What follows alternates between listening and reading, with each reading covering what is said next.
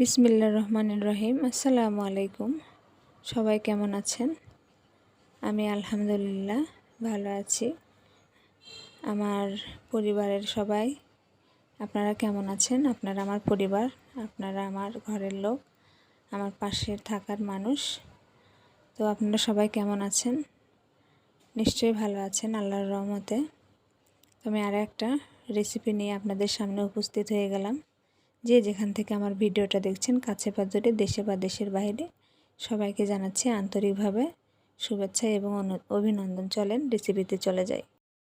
চুলায় একটা প্যান বসিয়ে দিয়েছি, আর এখানে নিয়েছি আমি কিছু আলু এবং ডিম। আমি এখানে 3টা ডিম নিয়েছি, কারণ আমার বাসায় ডিম সেরকম কেউ খায় না, বাবু তো খায় না, শুধুমাত্র এক আব্বু খাবে, তাই জন্য নিয়েছি। আর আমারও এরকম সেদ্ধ ডিম খেতে মজা লাগে না, মাঝে মাঝে হয়তো একটু ভেজে খাই। তো যাই হোক, আমি এখানে বেরেস্তা করার জন্য পেঁয়াজটা দিয়ে দিলাম। তো এটা বেরেস্তা করব বলে দিয়েছি, আর দিয়ে দিলাম এর মধ্যে পরিমাণ মতো সাদা তেল। আমি বেরেস্তাটা ভেজে নেব, তাই জন্য দিয়ে দিলাম। আমি পরবর্তীতে এর মধ্যে এটা শুধু বেরেস্তার জন্য দিয়েছি, অনেকে হয়তো মানে একসাথেই দেয়, কিছুটা উঠিয়ে নেয় আবার কিছুটা রেখে দেয় বেরেস্তার জন্য। তো আলহামদুলিল্লাহ মাশাল্লাহ করে আমার বেরেস্তাগুলো হয়ে গেছে। আমি এখান থেকে বেরেস্তাগুলো এখন উঠিয়ে নেব। ব্রাউন কালার যেহেতু চলে এসেছে, তো যাই হোক, এগ বিরিয়ানি হয়তো আপনারা অনেকভাবে করেছেন, অনেকভাবে খেয়েছেন। আমি একটু অন্যভাবে করার চেষ্টা করি। প্রত্যেকটা রান্নায় আমি সহজভাবে, সিম্পলভাবে করার চেষ্টা করি। আপনাদের একটু উপকৃত হবেন এটা জেনে। তবে আমার ভিডিওগুলোর মধ্যে যদি আপনারা এতটুকু উপকৃত হয়ে থাকেন, তাহলে একটা লাইক অবশ্যই করবেন। আর যদি একটু বেশি ভালো লেগে যায়, তাহলে ফ্রেন্ডস অ্যান্ড ফ্যামিলির সাথে শেয়ার করবেন, আর একটা কমেন্ট করবেন। আপনারা আমার অনুপ্রেরণা, আপনারাই আমার সব কিছু। আপনাদের জন্য আজকে আমি যতটুকু হয়েছে, এত দূর পর্যন্ত এসেছি, শুধুমাত্র আপনাদের জন্য। তো এখানে আমি পেঁয়াজগুলো, মানে বেরেস্তা যে করেছি, সেগুলো উঠিয়ে নেব, আর এই তেলেই আমি রান্নাটা করব। আমি নতুন করে আর তেল চেঞ্জ করব না, তবে এর মধ্যে একটু তেল দিব, আর এর মধ্যে দিয়ে দিলাম সাদা জিরে বা আস্ত জিরে। তো আমার একটু ভুল হয়ে গিয়েছিল, তো এখানে আমি যেটা আগে দিয়ে ফেলেছি, ডিমগুলো আলুগুলো ভেজে না নিয়ে, তো সমস্যা নাই, আমি এগুলো উঠিয়ে নেব। তো এখানে এই যে ডিম এবং আলুগুলো আমি তেলে ভেজে নেব, আর একটু সামান্য পরিমাণ তেল দিয়েছি।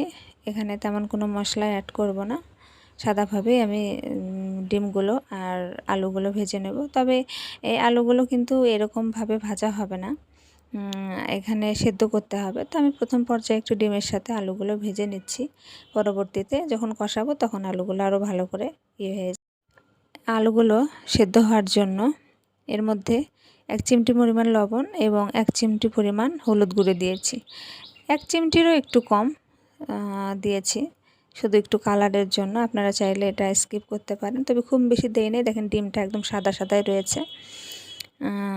তো যাই হোক, আমি ডিমগুলো এরকম একটু আস্তে, মানে অল্প আছে, একটু বেশি সময় নিয়ে ভেজে নেব। তো ডিমগুলো আমি ভেজে নিয়েছি, এখন আলুগুলো আর একটু সময় ভেজে নেব, যেহেতু আলুগুলো কাঁচা আর আলুগুলো সেদ্ধ হতে একটু সময় লাগবে, সেই জন্য আলুগুলো একটু ভালো করে ভেজে নিচ্ছি। ডিমগুলো আমি উঠিয়ে রেখেছি।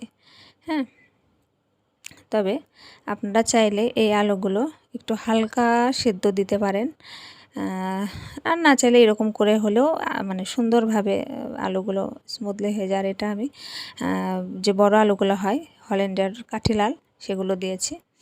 আর তা না হলে এখন যে দেশি আলুগুলো, সেগুলো প্রচণ্ড মিষ্টি, খেতে মোটেও মজা লাগবে না। তো এখন আমার আলুগুলোও ভাজা হয়ে গেছে, আমি এখন আলুগুলো উঠিয়ে নেব। তো আমি যে কথাটা প্রতিদিনই বলে থাকি, আমার চ্যানেলটি একটু সাবস্ক্রাইব করবেন। অলরেডি যারা করে দিয়েছেন তাদের অসংখ্য অসংখ্য ধন্যবাদ। আর আপনাদের ধন্যবাদ দিয়ে মানে ছোট করব না, কৃতজ্ঞতার শেষ নেই আপনাদের কাছে, এতটাই কৃতজ্ঞ। তো আমার পাশে থাকবেন, এই বোনটির পাশে থাকবেন। তো আমি এখানে দিয়ে দিলাম পেঁয়াজ বাটা, আর প্রচণ্ড ছিটকচ্ছিল দেখে একটু পানি দিয়েছি, আর তার মধ্যে দিয়ে দিলাম আমি কাজু বাদাম বাটা। আপনারা চাইলে নর্মাল যে বাদামটা হয় সেটাও বেটে দিতে পারেন। হাতের কাছে না থাকলে যে কাজু বাদামই দিতে হবে এমন কোনো অপশন নাই।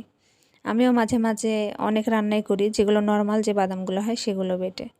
এখন এই যে ডিমগুলো ভেজে উঠিয়ে রেখেছিলাম, আমি তখন বলেছিলাম না ডিম আলু। এখন এর মধ্যে দিয়ে দিলাম মরিচ গুঁড়ি, স্বাদ মতো লবণ দিয়েছি। পরবর্তীতে লাগলে এর মধ্যে দিয়ে দিলাম ধনিয়ার গুঁড়ি না, সরি এটা হচ্ছে যে বিরিয়ানি মশলা।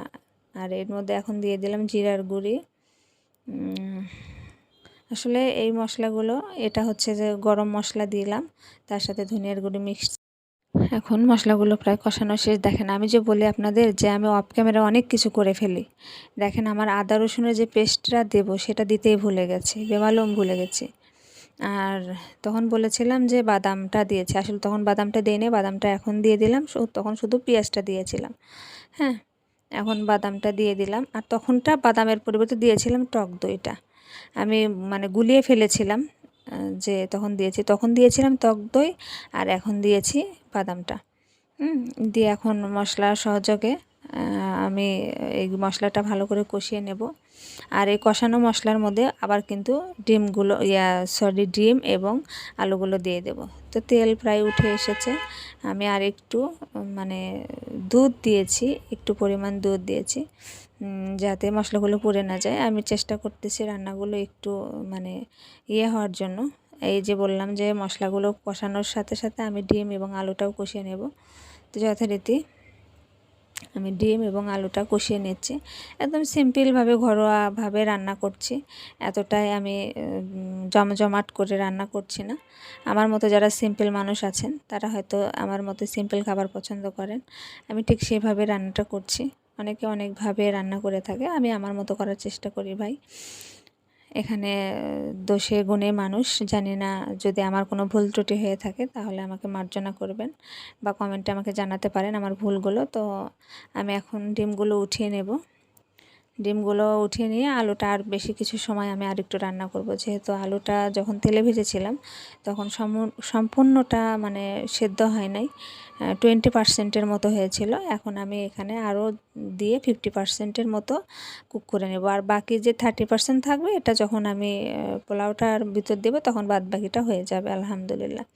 তো এই যে আমি এটা এখন আরও কিছু সময় মানে 50% পরিমাণ দিয়ে দেবো। তো আমি আরেকটু দুধ দিয়ে দিলাম, যেহেতু মশলাটা কষিয়ে এসেছে। আমি এই পুরো রান্নাটা চেষ্টা করছি দুধটা দিয়ে রান্না করার। আপনারা না চাইলে এত দুধের পরিবর্তে পানিটাও ইউজ করতে পারেন, কোনো সমস্যা নেই। দুধ দিয়ে যে সব কিছু রান্না করতে হবে এমন কোনো অপশন নেই, আপনারা এখানে পানিটা ইউজ করতে পারেন। তো এখানে আমি ঢাকা চাপা দিয়ে আমার ওটা হতে থাকুক। এখানে আমি আসছি, রাইস কুকারে পানি গরম দিয়েছি আমি। আর এখানে পোলাওর চালটা আমি ধুয়ে রেখেছি, সুন্দর করে পানি ঝরিয়ে একটা ছাঁকনিতে। দুই দিকে কাজ হচ্ছে, যেহেতু আমার প্যানটা খুবই ছোট, সেই ক্ষেত্রে তো আর ওই প্যানে রান্না করা যাবে না, আমার বড় নেই, যার কারণে আমি রাইস কুকারে রান্নাটা মানে বিরিয়ানিটা করব আর কি। তো এখানে আমি বিরিয়ানির যে চালটা সেটা দিয়ে দিলাম, আর দিয়ে দিলাম এর মধ্যে 3-4 টুকরা দারচিনি। দারচিনিটা দেবার মশলা যেহেতু ওর মধ্যে সব কিছুই পড়ে গেছে, সেক্ষেত্রে এখানে মশলা খুব একটা পড়বে না। তো এর মধ্যে দিয়ে দিলাম 4টার মতো ছোটো এলাচ বা সাদা এলাচ। হ্যাঁ, আর দিয়ে দেবো এর মধ্যে একটু পরিমাণ মতো লবণ, এই আর কি। আর তখনই বলেছিলাম যে যেহেতু তেজপাতাটাও এর মধ্যে দিয়ে দিলাম, এই যে স্বাদ মতো লবণটাও দিয়ে দিলাম। আর হয়তো 2-4টা আস্ত জিরে আমি দিয়ে দেব, কারণ আমার কাছে পোলাওর মধ্যে জিরাটা দিলে খুব মজা লাগে। আপনারা চাইলে সেটা অ্যাভয়েড করতে পারেন, কোনো সমস্যা নেই। আর এর মধ্যে এখন কোনো তেল ইউজ করব না, একটু পরে এর মধ্যে আর একটু তেল ইউজ করব। এখন কোনো এর মধ্যে আর তেল ইউজ করব না, এটা ভেজে নেব। আমি ভাজতে দিয়ে এসেছি, ওর মধ্যে হয়তো 1 চামচ পরিমাণ ঘি দিয়ে ওই পোলাও চালটা ভেজে নেবে।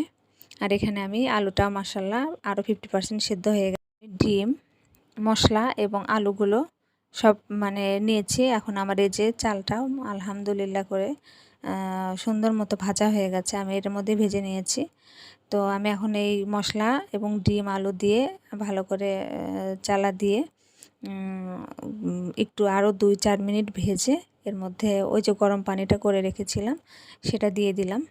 এখন যেহেতু গরম পানি করেছি সেক্ষেত্রে আর বেশি সময় লাগবে না, জাস্ট 7-8 মিনিটেই পোলাওটা হয়ে যাবে। আমি যেহেতু কাঁচা পানি ইউজ করি নাই। তো এটা আমি 10 মিনিটের জন্য ছেড়ে দেব এবং 10 মিনিট পর আবারও ফিরে আসছি। তখন আলহামদুলিল্লাহ অবশ্যই দেখেছেন, আমি বলতেই ভুলে যাই, তখন একটু পানির পরিমাণ এই জন্য কম দিয়েছিলাম। এখানে আর একটু দুধ ছিল, সে দুধটাও দিয়ে দিলাম। তাহলে আমি কিন্তু প্রায় রান্নাটাই দুধ দিয়ে করেছি।